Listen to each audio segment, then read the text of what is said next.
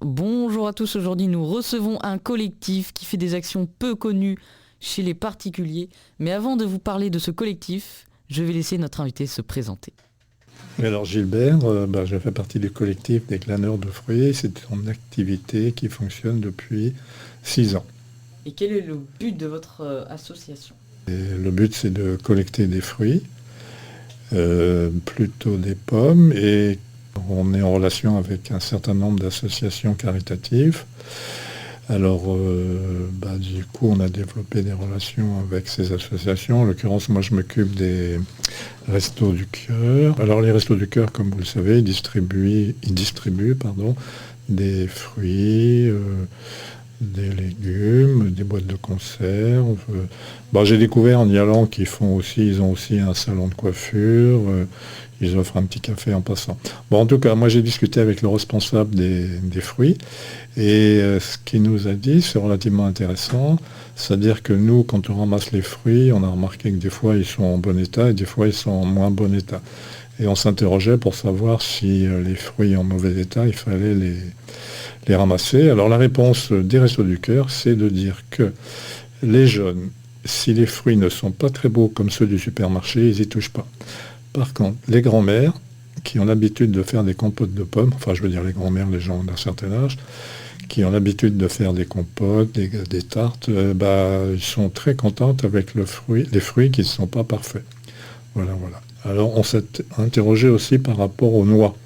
Les noix, c'est assez compliqué parce que dans le commerce, des fois, vous les trouvez toutes préparées. Et toujours pareil, c'est M. Philippe, là, des Restos du Cœur, qui m'a dit qu'il faisait un travail d'information avec les migrants, en l'occurrence, et qu'il leur expliquait bien comment ça fonctionnait. Et d'après lui, ils étaient vraiment consommés, mangés. Voilà. Et alors, qu'est-ce que vous faites quand vous avez récolté les fruits ? Ils partent où ? Disons, alors, soit on les stocke. Alors, on n'a pas de véhicule c'est nos véhicules personnels, et on n'a pas de frigo, ce qui fait qu'on les redistribue assez rapidement dans la semaine aux associations caritatives. Alors, les jours sont différents, mais on s'organise, et oui, on les stocke pas, quoi. On les redistribue assez rapidement. Mais vous en gardez un peu quand même pour le... Alors, on en garde un tout petit peu, ouais.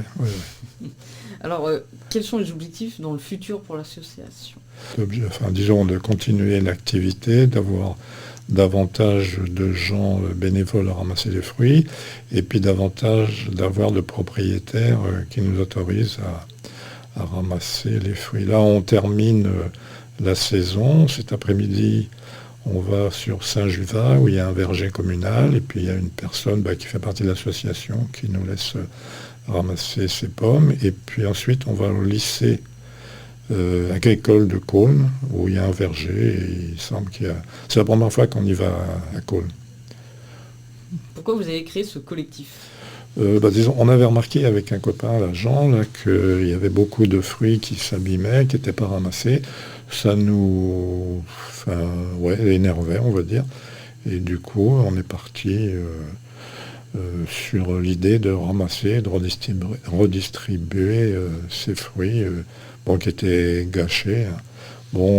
C'est vrai que c'est des circuits courts, c'est des produits locaux.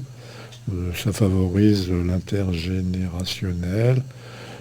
On trouvait que c'était une bonne idée. Et alors moi, personnellement, j'avais vu sur Internet que les premiers à faire ce genre d'avoir cette démarche, c'était au Canada anglais, où il y avait des grands vergers, et les fruits qui n'étaient pas aux normes supermarchés étaient jetés.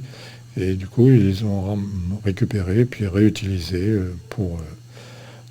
s'apercevoir que par exemple, si les carottes étaient biscornues pour faire des soupes, c'était pas un problème.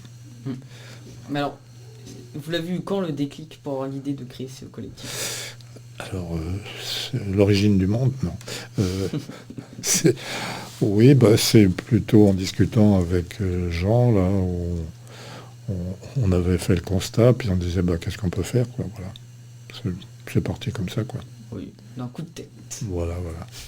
Mais alors, ce collectif, il y a bien un rayon d'action Ah oui, alors notre rayon d'action, c'est grosso modo l'agglo de Dinan, quoi, justement là de Côle, le sud, là, jusqu'à Matignon, et puis Ille-et-Vilaine. Bon, une fois, on est allé même jusqu'en Normandie. Mais c'est autour de l'agglo, quoi, voilà. Dis-nous. C'est vrai qu'on s'est rendu compte que ça, disons, c'est un groupe de gens d'un certain âge, et on est ouvert, bien sûr, si des jeunes jeunes filles sont intéressés, on sera heureux de les accueillir. Voilà, c'est pareil, s'il y a aussi des propriétaires de vergers qui ont des fruits, on peut les mettre dans notre liste et on peut les visiter. Merci. Merci à vous pour le temps que vous nous avez accordé. N'oubliez pas qu'on se retrouve bientôt pour de nouvelles vidéos sur la semaine DD.